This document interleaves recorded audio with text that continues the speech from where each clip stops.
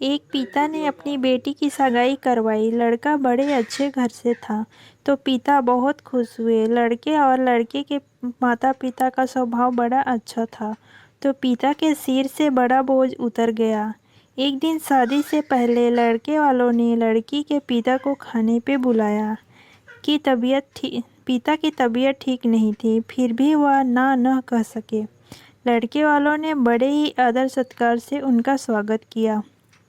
फिर लड़की के पिता के लिए चाय आई। शुगर की वजह से लड़की के पिता को चीनी वाली चाय से दूर रहने को कहा गया था, लेकिन लड़की के होने वाले ससुराल घर में थे, तो चुप रहकर चाय हाथ में ले ली। चाय की पहली चुस्की लेते ही वो चौंक से गए। चाय में चीनी बिल्कुल नहीं थी और इलायची भी डली हुई थी। वो सोच में पड़ गए कि ये लोग भी हमारे जैसे ही चाय पीते हैं।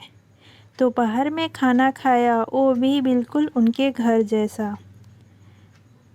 दोपहर में आराम करने के लिए 2 तकिए, पतली चादर, उठते ही सौंफ का पानी पीने को दिया गया। वहाँ से विदा लेते समय उनसे रहा नहीं गया, तो पूछ बैठे, मुझे क्या खाना है, क्या पीना है, मेरी सेहत के लिए क्या अच्छा है, ये परफेक्टली आपको कैसे पता है?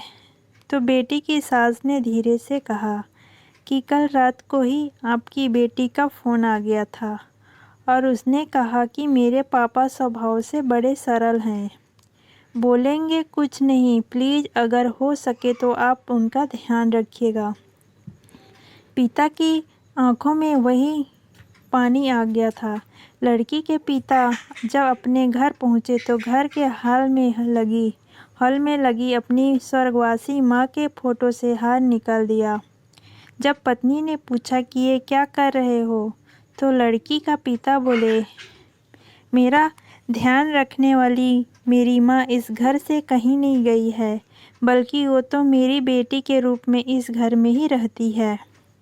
और पिता की आंखों से आंसू झलक गए और वो फफक कर रो पड़े। दुनिया में सब कहते हैं ना कि बेटी है एक दिन इस घर को छोड़कर चली जाएगी, मगर मैं दुनिया के सभी माँ बाप से ये कहना चाहता हूँ कि बेटी कभी भी अपने माँ बाप के घर से नहीं जाती, बल्कि वो हमेशा उनके दिल में रहती है।